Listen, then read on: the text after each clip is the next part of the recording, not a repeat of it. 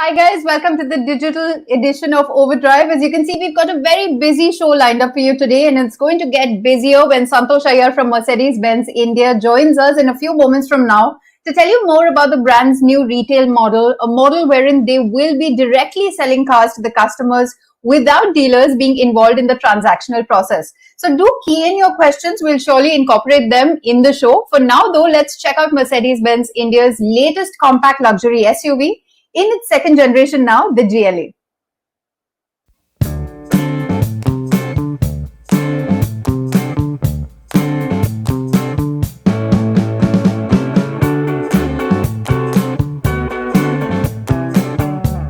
Back at the 2020 Auto Expo, Mercedes-Benz India showed off the A-Class sedan and the new GLA crossover together. Soon after, they opened the bookings for both the vehicles as well. And of course, the pandemic happened. We know what happened after that. Everything got delayed. Finally, this year, they reopened those bookings. And now that the A-Class is here, the GLA is here too, right on the heels of that sedan. Of course, these are siblings. They share the platform, they share the powertrains. And not just that, they're also locally assembled. So that helps the economies of scale. And therefore, they have the similar advantages too. They have a relatively tempting price tag. They have the latest in technology and features that Mercedes-Benz has to offer, and quite a good features list for this particular price point. And they also have that robust warranty package. 3 years standard, 8 years on the engine and the transmission. So it won't be surprising if you are sort of confused on which one to buy. Would it be the A-Class or would it be the GLA? Let's find out.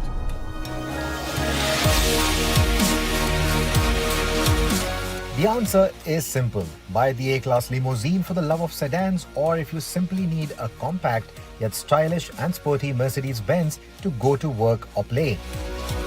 If you want better bad road capability or highway legs though, get the GLA because its crossover form makes it a bit more practical. Sure, it doesn't look as sharp as the A-Class sedan, nor does it look as sporty. It is more bulbous in comparison. It has that wedge shape. But if you were to compare it to the outgoing GLA, which looked like a high-riding A-Class with some rugged styling bits here and there, this one has more convincing crossover or compact SUV proportions.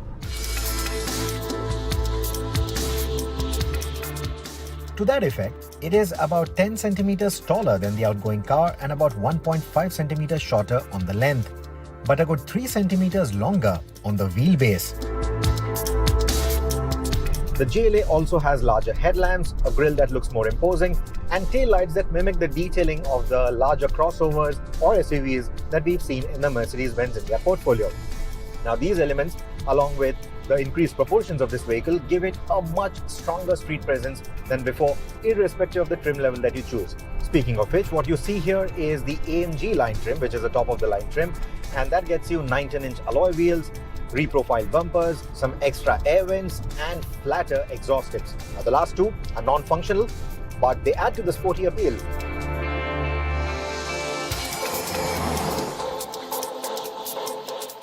On the inside, the AMG line gets sporty seats, a flat-bottom steering, and red stitches all around. The switchgear, the infotainment, and the instrumentation screens, and the turbine-style AC vents are all similar to the A-Class sedan. But the design of the dashboard is sportier and more upright for the SUV-like feel. The boot space is roomy enough for a weekend's worth of luggage. You can also raise the boot floor to get a completely flat floor if you like. But remember, there is a space saver wheel which will eat into the boot space, and unlike the A-Class sedan, it does not go under the floor. The tailgate is powered as well. Now, that boot space is not best in class, and if you need additional cargo space, you can also pull the seat in front if you want. But this particular function is purely to give you more cargo space, not so much for the comfort, but if you want to use it, it's up to you. But as you can see, the space is actually quite good. In fact, the space in the cabin is much better because the wheelbase of this car is now longer than the outgoing GLA by a fair margin. Now, the seats are nice and wide as well. So in a pinch, you can place 3 adults in here, but you have this tunnel console as well. You have this big, it's not a flat floor. So putting an adult here is not going to be very comfortable. Even the seat is a little firm. The ideal arrangement, so to say, is 2 adults and a kid. The front seats are large and accommodating, and under-thigh support is adjustable too. but shorter drivers or passengers might complain about the lever digging into their thighs.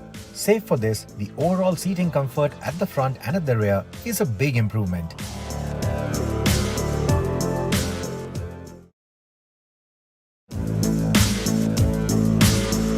Like the A-Class, the GLA 2 is front-wheel driven and available with 3 turbocharged engine options. The 2-litre turbo petrol is the GLA 35 AMG. The 1.3-litre turbo petrol is the GLA 200, and this right here is the GLA 220D, which gets a turbocharged 4-cylinder diesel motor. Now, it can be had in 2 different forms. You can have it with the 4MATIC, or you can have it with just a front-wheel drive configuration. Now, this right here is the 4MATIC. So in the 4MATIC, like the rest of the lineup, you have different driving modes, but in the sport mode, up to 30% of the 190 PS or the 400 Newton meter output that it has will go to the rear wheels. When you put it in off-road mode, up to 50% of that output will go to the rear wheels to maintain a better grip and balance.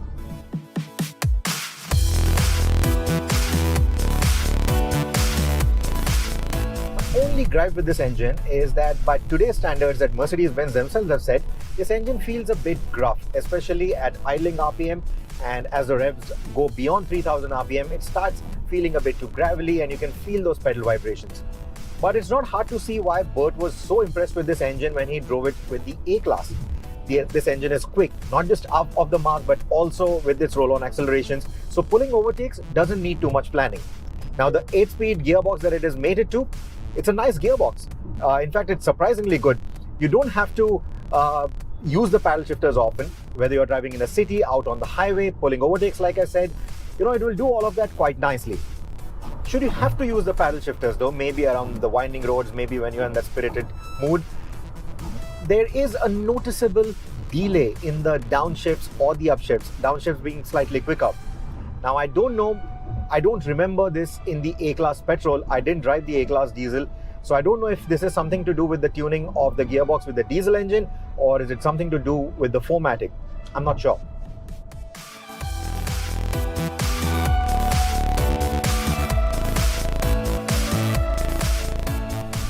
The GLA is a very easy driver. Whether you're driving in the city, out on the highway, it feels very convenient. The steering is nice and light. It weighs up well at highway speeds as well. And the turning radius isn't so bad. So if you have to drive in the confined city environments, it shouldn't be a problem. This is a nice and compact car, and it's very easy to drive. The brakes are also nice and progressive. Whether you're driving again in the city or having to drop the anchor at highway speeds, it works extremely well. The GLA gets the Hey Mercedes digital assistant, Hey Mercedes, a remote start functionality for all variants except the GLA 200 petrol, geofencing, live vehicle tracking, Amazon and Google remote assistant capabilities, attention assist, and automated active braking assist. The safety kit comprises of 7 airbags and an active bonnet that pops out automatically on pedestrian collision. The GLA handles spirited driving quite well. There are no adaptive dampers on the 200 or the 220, but the setup out of the box gives it taut handling around the bends. That said, it isn't as stiff as the outgoing car. It's still a bit firm over bad patches of road, but doesn't thud as often. Even the 19-inch rims on the AMG line have fatter rubber, so the ride actually feels well damped most of the times. And should you take it on the broken path, it manages to tackle it in a dignified way. Bottom line is that the new GLA is a more convincing crossover or a compact SUV than before. Its proportions, space, and the tech inside the cabin make it a lot more appealing too. If you want something that is tech savvy, you want something that feels stylish, that feels more new age, well, is the GLA all the way.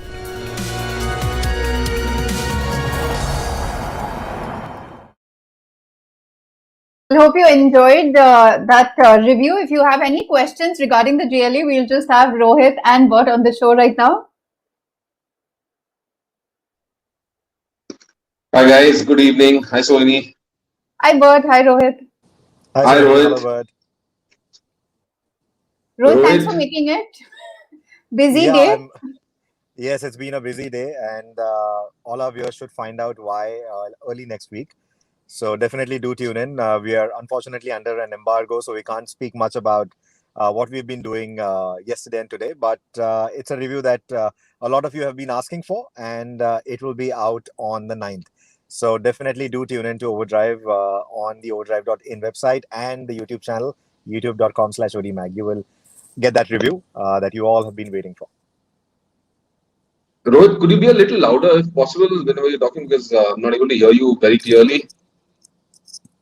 Okay. It could also be because the network is somewhere on the highway and looks like a fairly interesting car. Yeah, that's my Swift. That's my good old reliable Swift. That's what I'm driving. But yeah, I hope you can hear me. In fact, I was saying that yes, we've had a busy couple of days, but we are in an embargo, so we can't really speak much about what we've been driving and what we've been reviewing. But it's a vehicle that a lot of our viewers have been waiting for, asking about, and that review will be out on the 9th. So definitely do tune into overdrive.in and youtube.com/odmag. So you will get the review there soon on the 9th. And we Rohit, do have some very interesting reviews coming up in the next few weeks. Some very interesting stories. So yeah, do watch out because these are very important as well as some exclusives, some breaking stories, some lots of interesting tests also.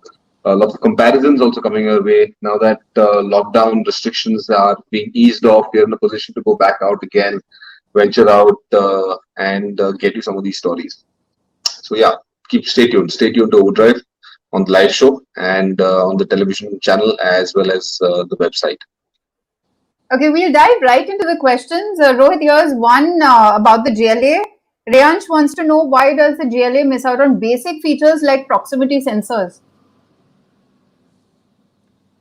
Well, I wouldn't say it misses out on basic features. It does have the reversing sensors. It does have a reversing camera as well. Also, remember, it is built to a cost, because at the end of the day, it is a compact luxury car. And in terms of its safety, I think all the basics that you need are there. So yes, there are always going to be a few features here and there that we'll always keep complaining about, or the lack of it. So yes, I mean, proximity sensors, the amount of them and the number of proximity sensors that they should have included, yes, it is a bit of a concern, but I don't think it should be that big a problem in your day-to-day use, is what I believe. All right, we have a question here, Bert, from Rahul Samel. He wants to know that the Triber secured a 4-star rating. Some cars with great build quality don't even get rating or less. How does NCAP testing work, I guess? As a buyer, what should we consider build quality or safety rating? Rahul, you look at it like this: the safety rating that is there looks overall at all aspects of the car, which is whether it's got the right airbags, do those airbags function properly, has it got the right crash structure, does that crash structure operate the way it should, does it also offer additional features and ancillary features, whether it's ESC and ESP or ABS or whatever they are. So it looks at it holistically, not just build quality, which is one part of your entire safety rating exercise. Now, Triber securing the 4-star rating is very, very commendable. Okay, because not a lot of cars in the past also, for instance, in that segment have received very high ratings. So, but the Triber, for instance, receiving a rating is quite commendable. What you have to consider is what the safety rating is. But more than just the safety rating, also look at what kind of features is that particular car offering you, because not a lot of manufacturers always talk about how many crash zones are there on the car, or what kind of steel is being used to strengthen the body, and these are not mentioned anywhere in the brochure. It's very hard to get information on them for the public. It's very difficult to find this information out. What you will usually get on the brochures are your features in terms of ABS, ESP, like I said, all of those as well. So always consider safety ratings wherever possible. If Global NCAP has tested the cars and there is a rating for it, definitely look at that and consider that whenever you're buying a car. The higher the rating, the more safer your car. All right. Rohit, here's a question for you, since you're sitting in a Maruti Suzuki car. Kartik wants to know, Kia base model or a Brezza top model? Brezza top model for sure. That is what I would recommend. You would get at least some good features to enjoy in your car. So the base model of the I'm guessing when you say Kia, you're talking about the Kia Sonet. So both the Sonet as well as its sibling, the Venue, the base models aren't kitted that well. So I would rather go and get myself the Brezza top-end model. And some of you trolls on YouTube already know how much I love the Brezza. So obviously I'm going to, even if you would have asked me the other way around, Brezza base model or the Sonet top-end, I would probably have said the Brezza base model. Right. Bert, here's a question from Akash. As prices of fuel go on increasing, should we look for a CNG aftermarket? Is it safe? Should we install it in a new car such as a Verna, City or a Rapid? Akash, there's absolutely no problem fitting in a CNG kit into any of these cars that you spoke about. Keep in mind, CNG has been there in the country for a very, very long time. It's been tested and evaluated. All safety parameters have been, all the safety parameters have been ticked off the boxes. So there is absolutely no problem about putting CNG kit into your car. Now, the benefits, of course, are that it's cheaper fuel. And it makes cost of ownership much more affordable. In the long run, there could be a few problems, but I'm talking about when you say long run, I'm talking about maybe 10, 15 years from now. There could be certain issues with the engine, especially because it's burning a different kind of fuel. There could be certain concerns with that. Also, what you don't get is the same amount of power because CNG does not have the same efficacy as, let's say, petrol for that matter, and it cannot deliver the same amount of power like a petrol does. So there is some amount of sluggishness that you will experience in a CNG. Having said that, the cost of CNG itself offsets every other concern that you have. So yes, you can definitely go ahead with putting up a CNG aftermarket kit in a car, whether it's a new or an old one, really doesn't matter. Go ahead with it. Several manufacturers, keep in mind, also offer standard CNG kits that are fitted at the factory itself and then sent out to a customer who wants that fitting. So feel perfectly at ease. Just go in for that. You can definitely install a CNG kit in any new car. Alright, guys, keep sending us your questions. I see there are plenty of questions regarding Mercedes' new retail, the sales model that they have announced recently. In fact, Santosh Iyer will be joining us shortly to answer all of your questions live as well. We'll quickly skim through the news before he joins us, though. Let's start off with M&M's news. At M&M's latest annual investor meet, the company announced plans to introduce 9 new products by 2026. The Thar that launched last year was the first of these 9 models, and now the wait begins for the new Scorpio scheduled to launch next year, delayed as a result of the pandemic. We'll then have to wait a bit longer for the 5-door iteration of the Thar that should launch sometime between 2023 to 2026. These SUVs are all expected to be powered by the 2-liter Stallion turbo petrol and the 2.2-liter M-B diesel engines from the Thar. Although Mahindra could offer these engines in a different tune depending on the target buyer. A new generation Bolero is also on its way between 2023 to 2026 and is expected to run on the same 1.5-liter M-B diesel engine with bumped up power and torque figures. Mahindra also has 4 brand new SUVs planned for India, starting with the XUV 700 that is expected to launch by the festive season, followed by 2 more models codenamed the W620 and the V201. The W620 is rumored to be a coupe SUV version of the XUV 700, which may be called the XUV 900, and we believe the V201 could be a replacement for the XUV 500. Mahindra is also working on a replacement for the XUV 300 compact SUV. And the brand is also developing 2 brand new EVs on a new born EV architecture that should be able to accommodate battery sizes of up to 80 kilowatt hour around a 350-volt architecture and dual motors. The 2 Mahindra electric SUVs are likely to be positioned in the compact and C-segment space. Moving on, in the latest Global NCAP crash test, Renault Triber has scored a 4-star safety rating. The model that was tested was equipped with basic safety specifications, 2 airbags, a seatbelt reminder system, and ABS. The protection offered to driver and passengers' head and neck was found to be good. Chest protection for the driver was found to be marginal and adequate for the passenger. The body shell of the Triber, though, has been rated unstable as it may not withstand any further loadings. The footwell area was rated stable with marginal protection offered to the driver's knees and good protection for the co-driver's knees. The base variant of the Triber doesn't offer ISOFIX anchorages but still managed to secure a 3-star rating for child occupants. Finally, Lamborghini India will be launching the rear-wheel drive Spyder coupe variant of the Huracan Evo next week. The cabin of the Spyder is identical to the rear-wheel drive coupe model, and it is about 120 kg heavier than the coupe. It is powered by the same 5.2-liter naturally aspirated V10 petrol unit that does duty on the rest of the Huracan range and is paired with a 7-speed dual-clutch automatic gearbox. Over to you, Rohit, for the motorcycle news from this week. Right. So we have another Triumph news this week. So it is the Speed Twin. Now, for a brief while, the Speed Twin had gone missing from the Indian market. That was when the BS4 to BS6 transition happened. But now the BS6 motorcycle is here. It is powered by a 1200cc paddle twin motor, though the new color scheme that you see on the screen, it looks very much like a regular street twin. But the Speed Twin has the larger engine. That's a 1200cc paddle twin. And I believe that this is one of the best engines that Triumph builds at the moment. It puts out 100 PS of power, so not much of a change on the output. It's also got ride-by-wire, so you also get riding modes like road and rain. So it is a sporty take on the T120 Bonneville, and not as sporty as a Thruxton at that. And I think it's a lovely motorcycle. We've loved it in its BS4 avatar, and in the BS6, I'm only expecting it to get better.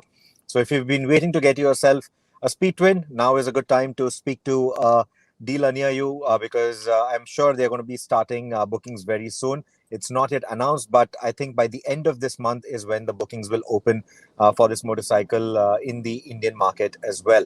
There's also a new matte black scheme that you see on the screen, and then there is the gloss black as well. So a black, a red, and a matte black are your three options at the moment for the new Speed Twin. Moving on, we also have news on Yamaha. Not a very big news. I'm hoping that could be something as exciting as the Speed Twin, though it's not.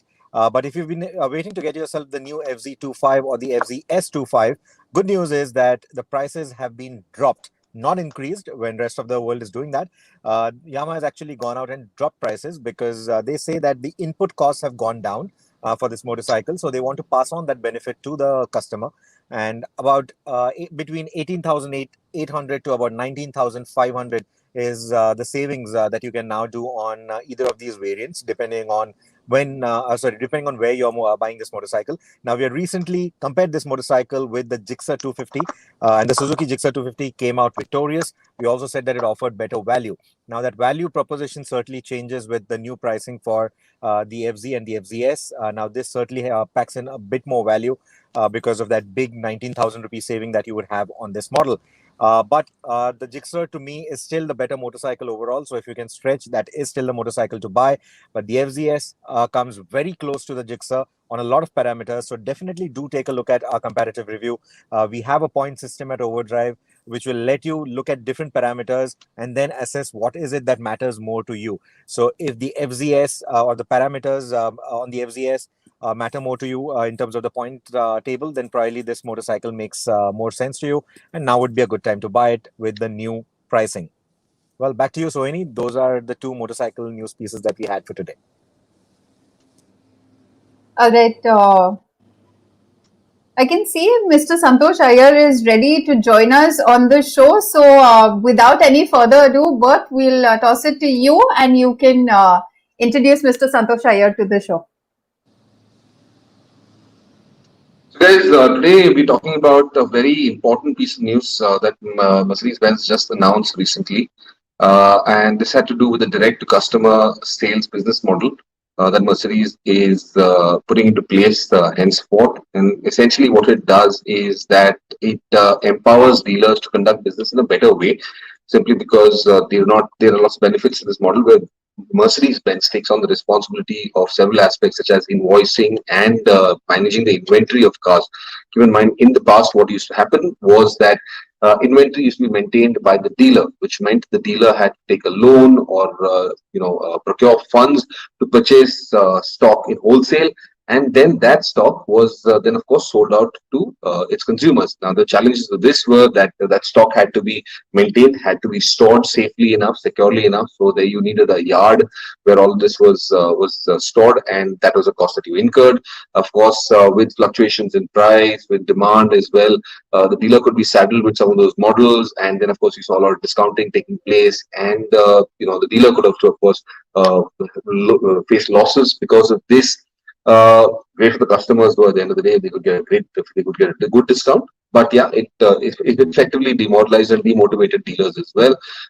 And henceforth, what will also happen is that customers now can directly will have to still deal. You'll have to still go to a dealership and get understand more about the product that you want to buy. But at the end, Mercedes-Benz will invoice the car and sell that to you directly. What this also does is now it allows dealers effectively to focus more on the brand experience and to offer customers something new, something unique, something exciting in terms of brand experience. So you want to enhance ownership value. One of the areas that dealers can now look is at doing this themselves. Previously, they just focus on the sales part of it, but now they're there as the face of the company to enrich their entire ownership experience. So that's fairly key as well, because a lot of owners, for that matter, want something a little more richer in terms of experiencing a luxury brand, and now dealers can focus on providing that service. Servicing, on the other hand, will still continue. Service and maintenance will still continue through a dealership. It does not take the dealership out of the system.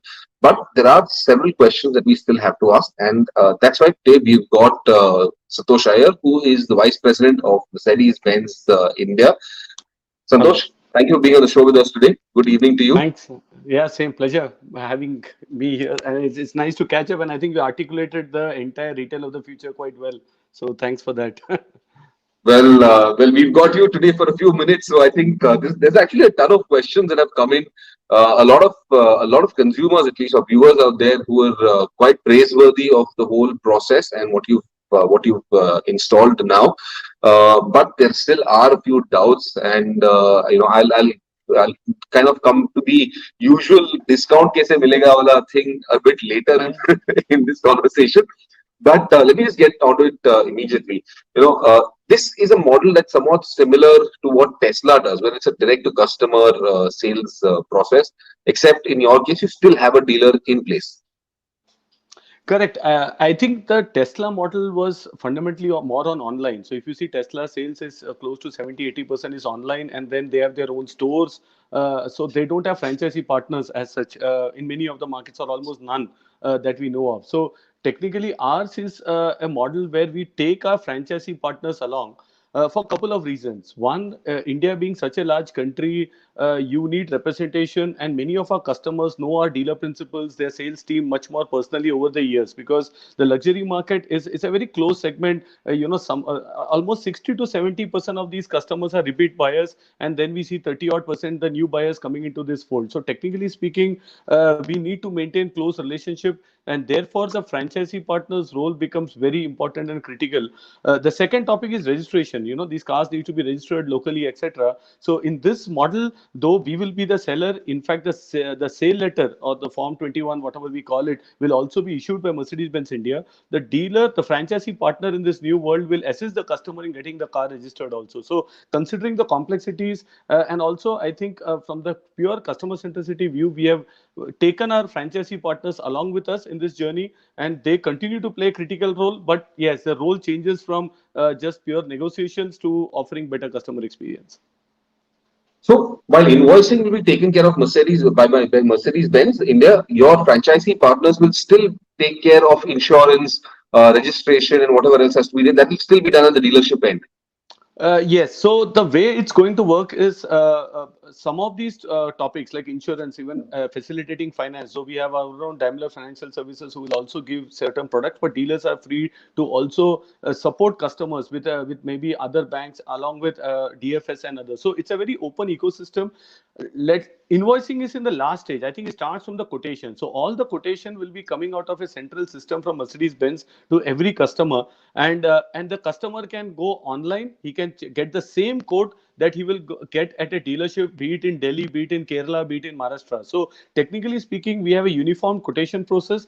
Then we have a contract process, because the contract of the customer is with Mercedes-Benz India, and there will be two components. One is the money that he pays us for the car, and of course the registration expenses he pays to the dealer, for which the dealer then, of course, the franchisee partner in this new world will then use it for registration. So all this will be done via IT systems and tool. For a customer, it's completely hassle free. He gets a contract from us, and when we bill him the car, he pays us the full money directly to Mercedes-Benz India, and he gets an invoice, and the car is then again delivered via retail franchisee partner.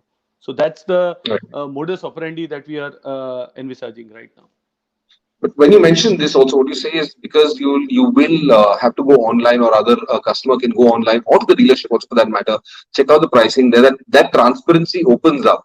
But now coming to the question of the discounting part, because this is essentially, we are Indians at the end of it, and in our hearts, this is something we cannot live without. We always like to bargain and try and get the best rate possible. We can walk it quite capable of walking into a Starbucks and bargaining with the guy for a cup of coffee also. Yeah, yeah. But how does this, it's great that there is a lot of transparency behind this, but do you feel, or is there, do you have this thing fear that this could kind of offset certain customers?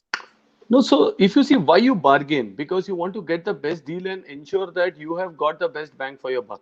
That's the mindset. There are Yes. the same Indian customer buys many stuff on Amazon or many other places where he feels if this is the best price, he just books it online or buys online. Of course, the price has to be right.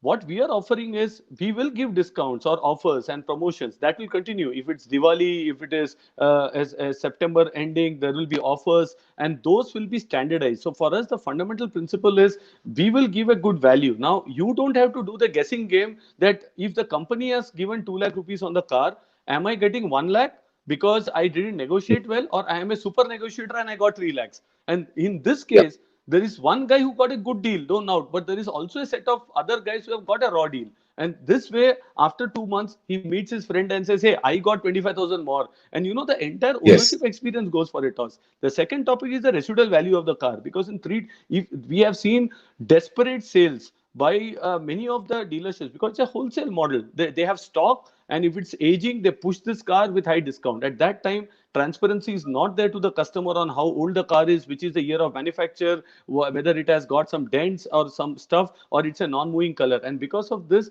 he buys this car for the deal, but then later on, sometimes he realizes, oh, maybe this is it was not the deal that I thought of. So what we want to do is complete transparency. The third topic is we also know that all the retail partners will push stocks what they have, and that's very natural. It's not their fault. Even today, what we are doing as a business is not wrong. They have bought some cars from us, and if they have the red car, they will push the red car.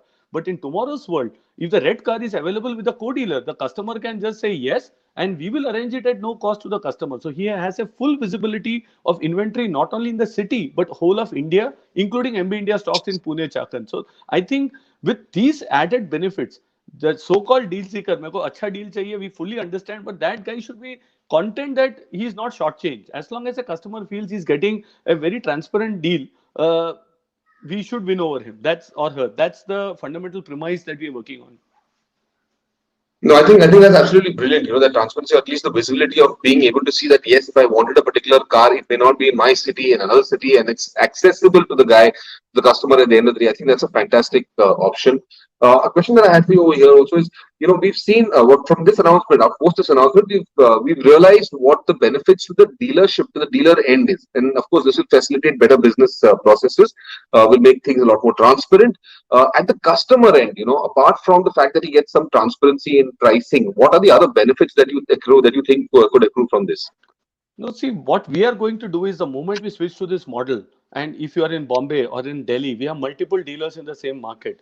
All their CSI rating given by the customer will be online visible. So basically, the entire game is on customer experience. That means if you want to decide, there are two decision points. One, I will buy the car closest to the franchisee partner near me. So if I am in Thana, I may buy it from Thana. But at the end of the day, if I find that there is another partner in the city who is offering a CSI score of 4.95 compared to the other guy at 4.6, let me go and buy the car from them because their customer experience is better. Maybe they will take care of me better in the future. And that's the concept we want to drive. Discounts luxury brands more so, and I won't comment on the mass market and others, but at least for luxury brands, discount cannot be the reason to buy a car. It has to be customer experience, and our own customers, when they buy a Louis Vuitton bag, when they go to France, I don't think, or Dubai, they are not shopping around. They of course would like the best deal. There is no doubt about it, but it's not the best way to sell a luxury good and product. So our entire game we want to change is on customer experience. We have been trying to do this for some time, but unfortunately, the sales consultant, who is our frontline force, he says customer comes and only asks this, so I'm not able to explain more. And the customer is relying a lot on desktop research, which is he's doing a lot of online shopping. He listens to you, as a media expert, as an auto enthusiast. So he listens to you, he listens to the overall what others are saying online, and then he lands up in the dealership maybe with a preconceived notion and trying to get the deal. Tomorrow, the same would happen, but at least we have a chance to explain the product to the customer. We can explain the total cost of ownership. We can explain the residual values. We can explain the technology, the connected features. And that's missing in today's sales journey, which will then change significantly tomorrow, because then there is no other job for our franchisee partner but to sell the product and not the discount in that sense. So in a way, this new announcement, this new business model also cleans up the entire system, because we've heard in the past about how dealers also picked up financing to pick up stock, wholesale numbers, and effectively that financing didn't probably go into just buying the stock and went somewhere else. And Yeah. you know how it is. We've heard these stories in the past, but now this cleans up the entire system. It's a vicious cycle. It used to be, at good times, OEMs, we sell cars to dealers, dealers also sell to customer, and then there is a credit period in between, and that's where, if an average partner sells 50 to 60 cars, each car worth 40 to 50 lakhs, you can imagine there is at any given point of time 70, 80 crores in the system. That's the tendency to make short-term game is there. So you invest Yeah. short term in the markets or in real estate or in some other game, and that's where when the economic cycle changes, like a COVID kind of a situation, many of them are stuck. Liquidity is stuck. Interest rates are huge, and that's where this model de-risks our partners completely, and that's something great. But we also need to realize we had the entire industry works on wholesale.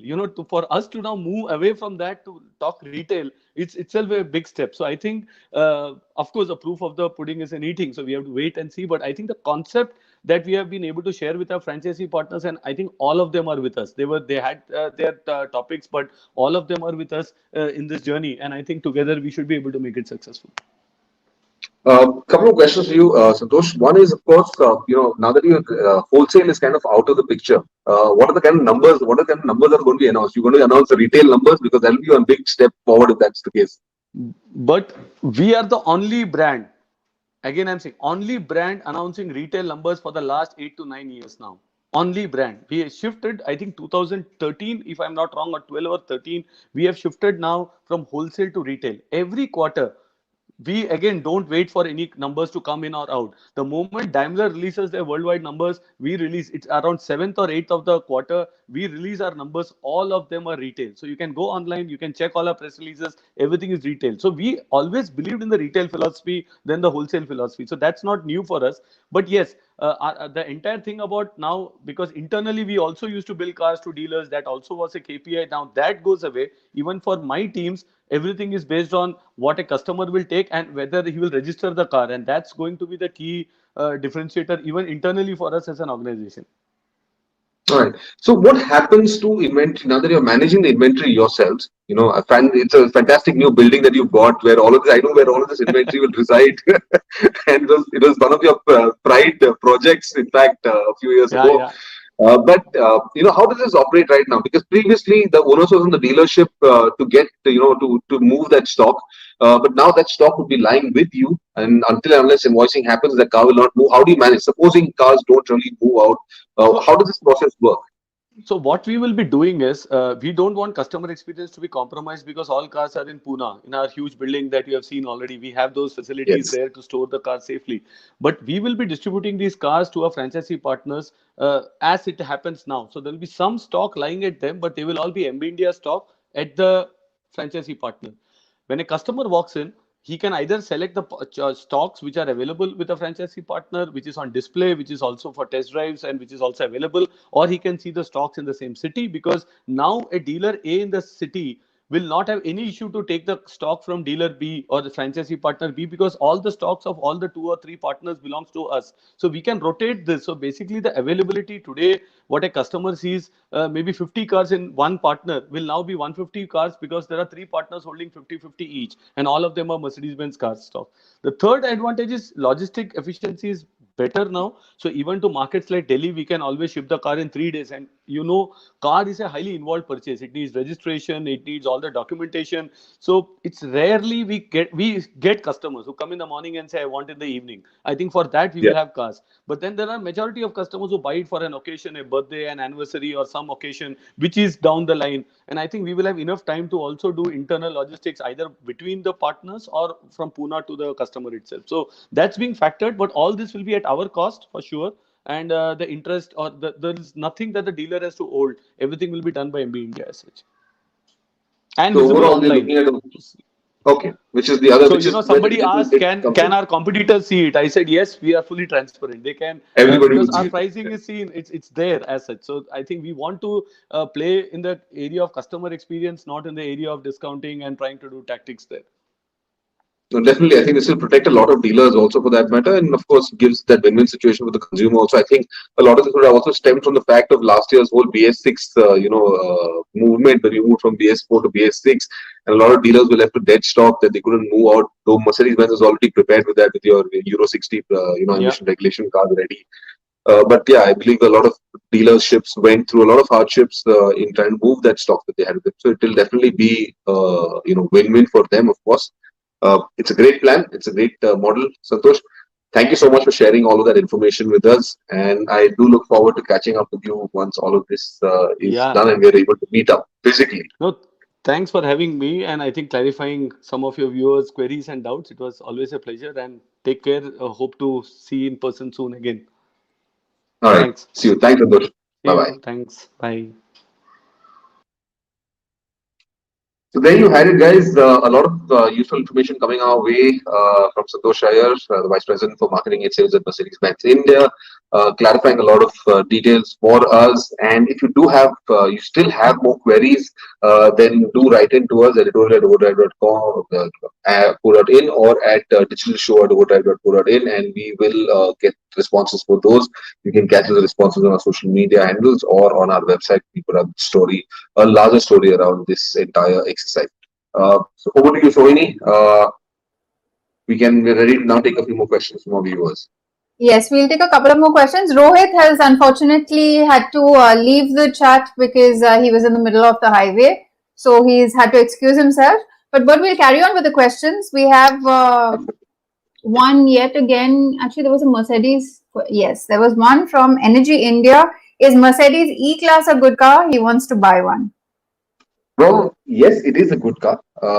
In fact, we just completed, I'll tell you this, we just completed a comparison story on the E-Class against one of its competitors in the closed segment. Well, the initial reports that I'm getting, we still have to go through specifications, prepare our reports, and see who stands where, both in the objective evaluations and subjective evaluations. But on the face of it, it seems to be the better car. Again, like I said, stay tuned to overdrive.in. We've got the comparison test coming up of the E-Class versus the BMW 6 GT. It's a very interesting story. So do post your questions once you've got that story out for you. Should be up in a couple of weeks again, at least on the television show and the digital show as also. But we will have the web story out also very shortly. So stay tuned to us and what we're bringing you on this. All right. But there was a question from, I'm trying to look for that question. Okay. Here's one from Dilip Kumar. Can we expect Mahindra Scorpio to score more in the upcoming crash test as it had scored very less in the previous one?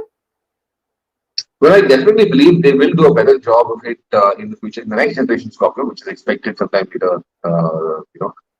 They will do definitely a better job about their safety ratings. You can definitely see a higher or rather better safety features and a more crashworthy structure.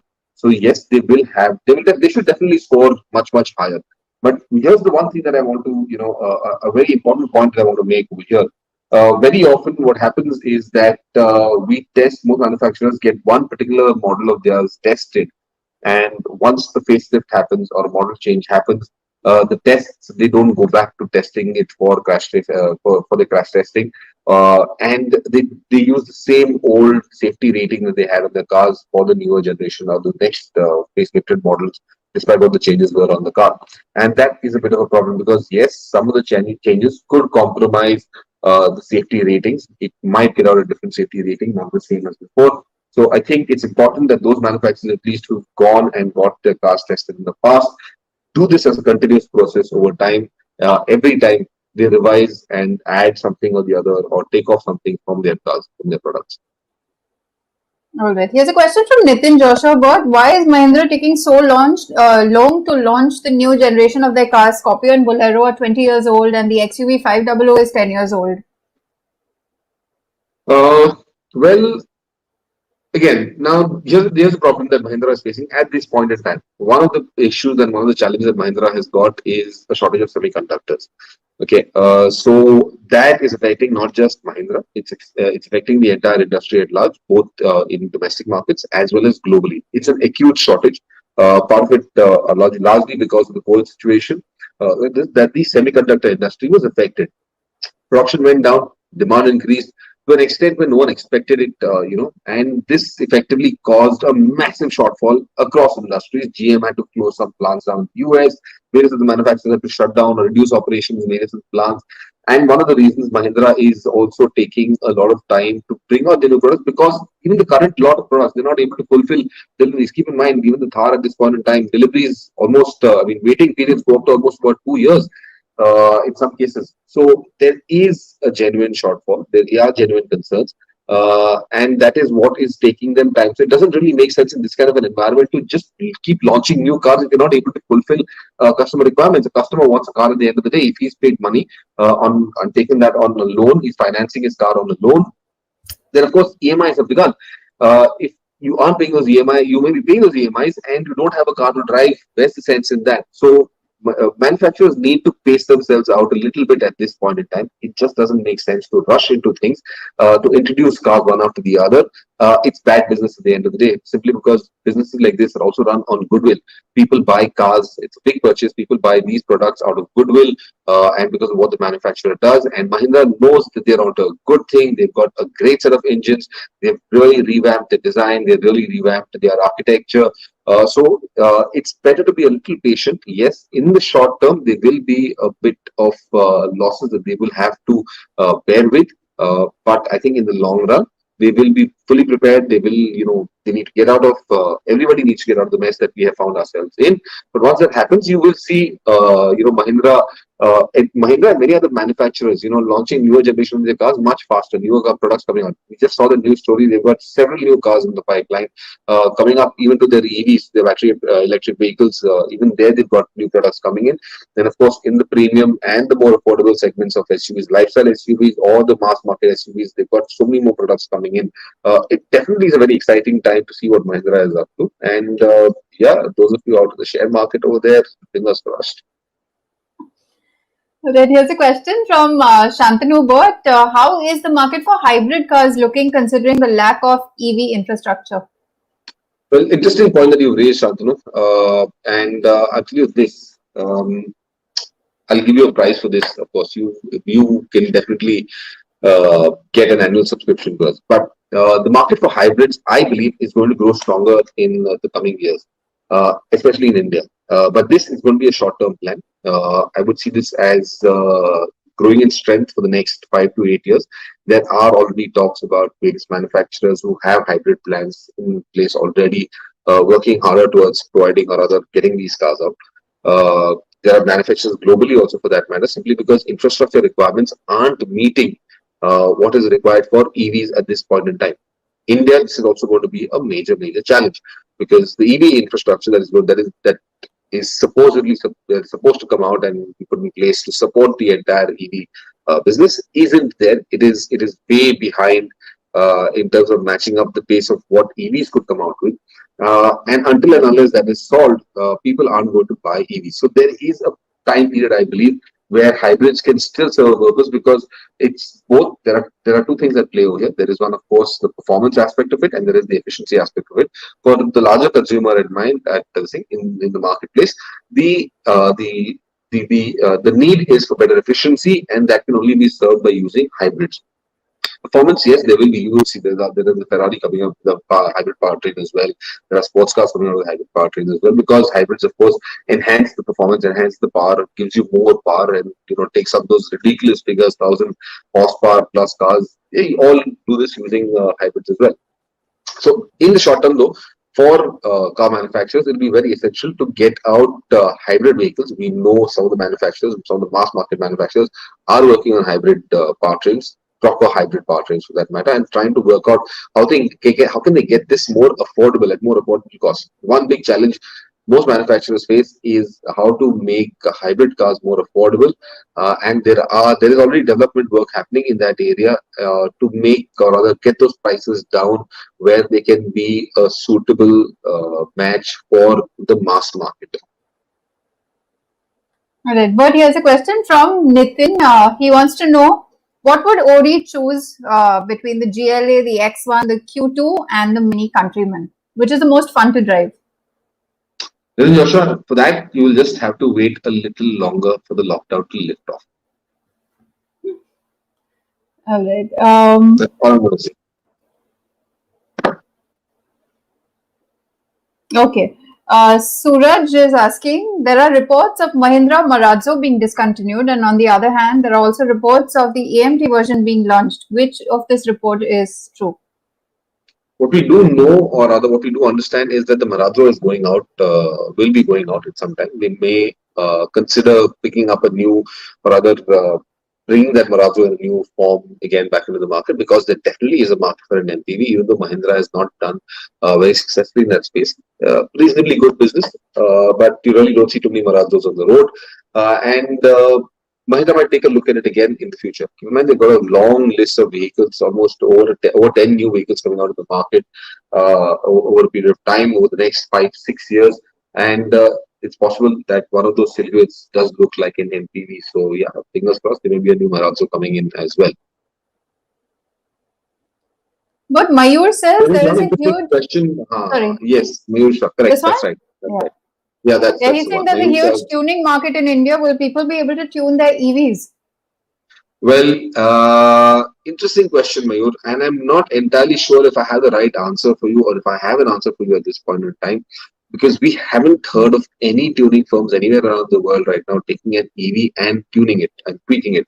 Because the way it works is, if you're able to deliver more power to a motor, then that's about it. You're just delivering more power. You can put in a larger motor that will spin around the wheels faster, but that's about the only thing that you can do. You can't tweak it like you would do in a IC engine. Change the cams, change the rockers, change the exhaust system, bore out the piston. Doing all of that. None of this is going to work. All of this was IC engine tuning. On electric, to be honest, I still don't have that answer. I don't know how this is going to work. I'm sure somebody will come up with this. Somebody will make up probably. It'll be more of a digital conversion or digital tuning rather than a physical tuning in this. Maybe an ECU will, be able to deliver more power to the driven wheels, or get out more juice from the battery being delivered as a rush to the engine. I don't know how it will work. Essentially, I don't have the correct answer for you at this point in time. It is still a very, very nascent market. There is still a lot of change coming in. People are still trying to understand what they can do with EVs. But do keep in mind, the potential for EVs getting into not just tuned market, but as performance models is huge. We're already seeing, Audi just, earlier last year, they announced their whole intent to get into Paris-Dakar, which will happen next year, with an EV. They've just announced a driver lineup. You've seen Formula E racing happening. All of this is taking place. There may be other ways and means of tuning an electric vehicle. Maybe it's trying to do something with the tires. Maybe it's something to try to do with weight. You can, of course, always reduce weight inside the vehicle and get out better performance from it. The lighter the vehicle is, the faster it will go. However, having said that, most of the EVs, keep in mind, work best at, or rather the highest speeds they can hit on an average is about 180 kilometers an hour. Not too many can go way beyond that. It requires a huge amount of work involved in getting cars to, go past that 250 EVs, especially to go past that 200 to 50 kilometers per hour limit.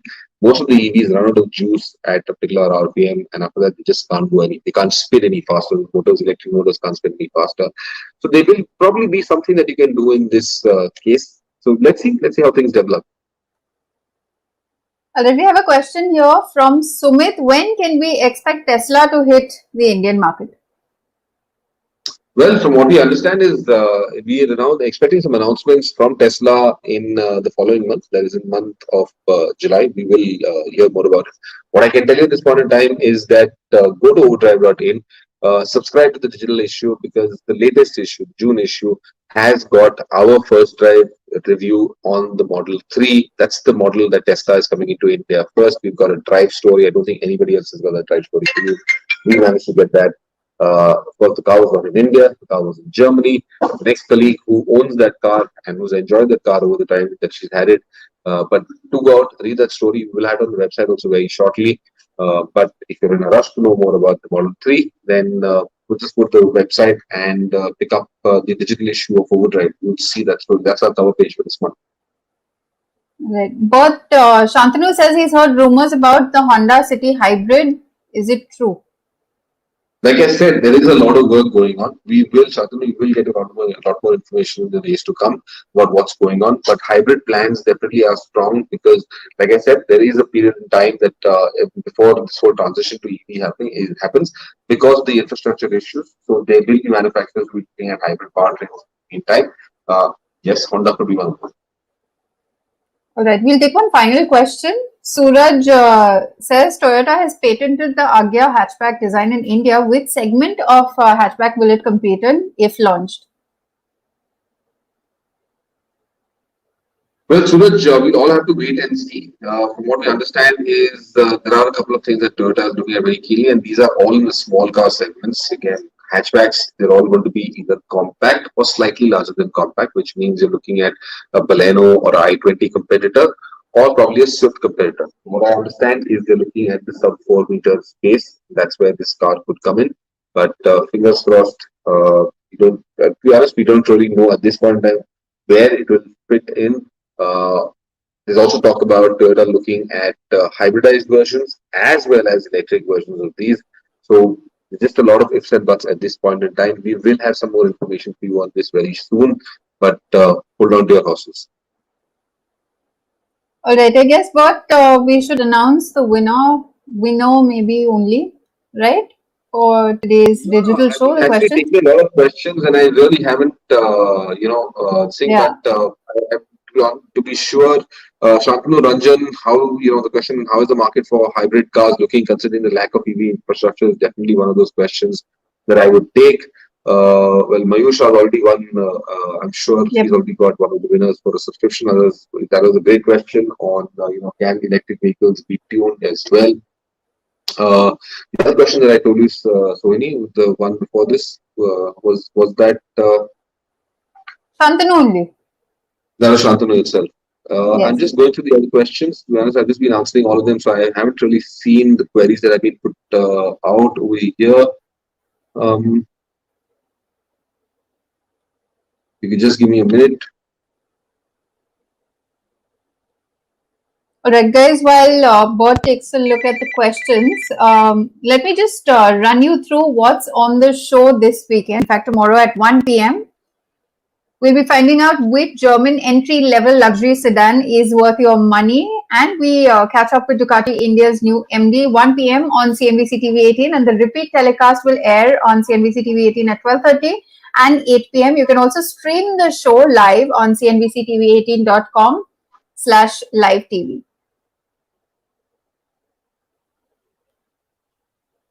We still have a question here about the Tesla. Rahul Samel as well, Sohini, who asked the question on the Renault Triber securing 4-star rating. Right. And what should we consider, build quality or safety rating? I think I'll pick up these two questions for this week's winners. Rahul Samel is already a winner, I guess what. Wow, is he? He's already won a subscription. So, yes. Fantastic. So guys, we need more people coming in and asking us queries. I think we've given a fairly large number of subscriptions. Just for those out there who are still watching, guys, the June issue was delayed by a week. In fact, a little longer than a week, and that's why you probably wouldn't have received the issues. We are a bit behind in terms of production at this point in time, so do bear with us. Things are again coming back up to speed as we move out of lockdown. The restrictions are lifted off. We're in a better position to produce our magazine and produce our issues faster. So you will get them in time. Just bear with us, but the issues will keep coming to you. All of that has that process has already been put into place. So you will get your magazine copies, at least a digital version of those, as soon as we get them out ourselves. All right. Shantanu, if you're still online, do So send us an email. When will Sorry, just a Modi second, start what? making video on automobile careers? Sanjay, here's what I'm going to do for you, and this has been going on my mind for quite some time, and we are going to start putting out, at least on the website, on what automobile careers are available in the automotive industry. I've already been speaking to a few manufacturers to kind of give us this information through their HR divisions, and to let us know so that we can at least communicate it out to the world that if any manufacturer is looking out for people in various fields and various disciplines, then what are those, and to let us know so that we can put this communication out. So stay tuned. We will have this coming out on Overdrive website very, very soon. Pratik also has asked a question, sir. I am from Mumbai. Should I upgrade to Himalayan Meteor now or wait for new RE bikes? My priority is comfort and safety. I travel in the city approximately 50 kilometers per day. I own a CBC Extreme 2012. Well, yes, you can definitely upgrade. Either a Meteor or a Himalayan are good motorcycles. I think you would enjoy the Himalayan a little better if you do travel outdoors and you do a lot of overlanding for that matter, or at least long road trips, then the Himalayan is something that you would enjoy a little bit more. But otherwise, in the city, the Meteor also would serve you perfectly fine. The Himalayan, again, all-rounder motorcycle, you would enjoy it both in urban areas or if you were riding outdoors and getting out, like I said, on those long road trips. The difference, of course, is the pricing. Again, the Himalayan is a little more expensive than the Meteor, so you get a slightly more affordable motorcycle. Not to say that the Meteor won't be something that you will enjoy doing road trips on. Either of these motorcycles will be great. I just enjoy the Himalayan a bit more, and that's all I'm saying. All right. But before we tune out, Shantanu is still with us. So Shantanu, as I was saying, you can just send us an email on digitalshow@overdrive.co.in and we'll get your subscription started. So that's it, Bert. We'll see everybody next weekend, 6 p.m. on Friday. I'm just going through... but we've run out of time. Yes, I know, but just hold on. There are a few more questions on Facebook as well. And I'm just seeing if there is something that... or on Twitter. Well, no, nothing. I guess that's about it, guys. I do look forward to your questions coming up again next week. And thank you for being there with us and, being on the show with us. See you next weekend.